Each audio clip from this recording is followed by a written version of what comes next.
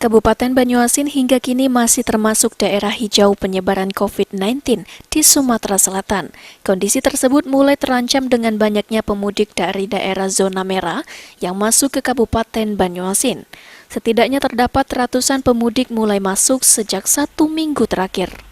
Oleh karena itu, gugus tugas Banyuasin mulai mengoptimalkan peran petugas dari desa dan kecamatan dalam mendata semua pemudik yang masuk. Juru bicara gugus tugas percepatan penanganan COVID-19 Kabupaten Banyuasin, Aminuddin menjelaskan, jika Kecamatan Tanjung Lago paling banyak didatangi pemudik yang rata-rata merupakan santri pondok pesantren di Pulau Jawa. Sekitar 108 pemudik sudah masuk sejak seminggu terakhir.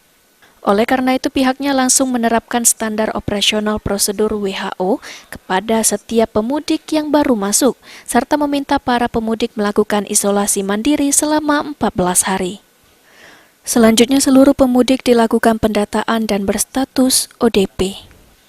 Masing gugus tugas di kecamatan-kecamatan sudah menyampaikan laporan bahwa semua pendatang di wilayah Kabupaten Banyuasin, khususnya di beberapa kecamatan yang kita pantau beberapa hari ini banyak yang berdatangan, ini semuanya sudah dipantau, sudah didata, dipantau oleh camat, kepala desa sampai ke RT maupun dari tim puskesmas.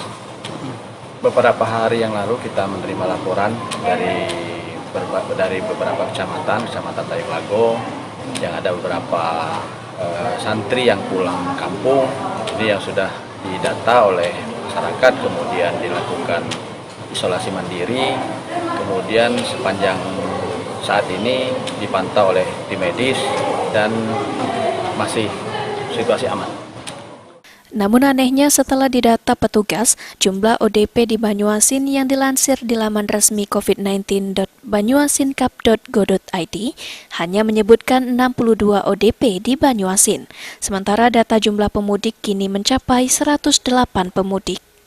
Sulaiman, PAL TV.